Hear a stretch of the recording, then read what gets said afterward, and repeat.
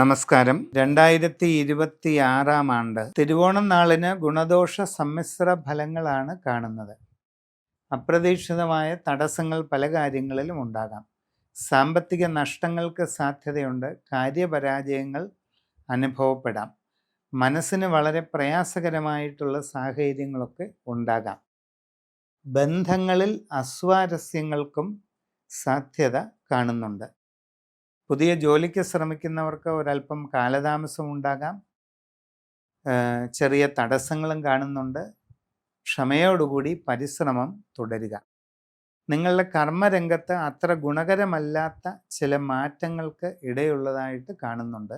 സൂക്ഷ്മതയോടുകൂടി പരിശ്രമിക്കുക. വിദേശ രാജ്യങ്ങളിൽ ജോലിക്ക് പോകാൻ ശ്രമിക്കുന്നവർക്കും പല തടസ്സങ്ങളും അനുഭവപ്പെട്ടേക്കാം. അങ്ങനെയുള്ള ശ്രമങ്ങളിൽ ധനനഷ്ടമോ മറ്റു പ്രയാസങ്ങളോ ഉണ്ടാകാതെ വേണ്ടത്ര കരുതലെടുക്കണം. കച്ചവട രംഗത്ത് പ്രവർത്തിക്കുന്നവർക്ക് സാമ്പത്തിക നഷ്ടങ്ങൾക്കിടയുള്ളതിനാൽ ഇടപാടുകൾ ശ്രദ്ധിച്ച് നടത്തുക. കച്ചവടത്തിൻ്റെ അളവ് കുറഞ്ഞു പോകാതെ ശ്രദ്ധ പാലിക്കുക. ബിസിനസ്സിൽ കൂടുതൽ ശ്രദ്ധയും പരിഗണനയും കൊടുക്കുക. ബന്ധങ്ങളെ നല്ല രീതിയിൽ നിലനിർത്തിക്കൊണ്ടുപോകാൻ ശ്രമിക്കേണ്ടതാണ്. നിങ്ങളുടെ ജീവിതത്തിൽ വളരെ സുപ്രധാനമായ മാറ്റങ്ങളുടെ ഒരു കാലഘട്ടമാണ് കാണുന്നത്. കലാകാരന്മാരെ സംബന്ധിച്ചും കലാകാരികളെ സംബന്ധിച്ചും തീരുമാനങ്ങൾ എടുക്കുമ്പോൾ വളരെ ശ്രദ്ധിച്ച് കൈക്കൊള്ളേണ്ടതാണ്. ഉദ്യോഗസ്ഥർക്ക് അത്ര ഗുണകരമല്ലാത്ത ചില സാഹചര്യങ്ങൾ ഉള്ളതുകൊണ്ട് വളരെ ശ്രദ്ധയോടുകൂടി എല്ലാ കാര്യങ്ങളും ചെയ്തും മുമ്പോട്ട് പോവുക.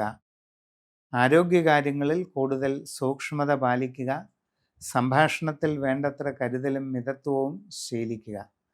സമഗ്രവും സമ്പൂർണവുമായ രാശിചിന്തയിലൂടെ ഉചിത പ്രതിവിധി കണ്ടെത്തി അതനുഷ്ഠിച്ച് മുമ്പോട്ട് പോകുന്നതായാൽ ഏത് പ്രതിബന്ധങ്ങളെയും തരണം ചെയ്ത് നല്ല ഉയർച്ചയും പുരോഗതിയും 2026 നേടിയെടുക്കാൻ തന്നെ സാധിക്കും.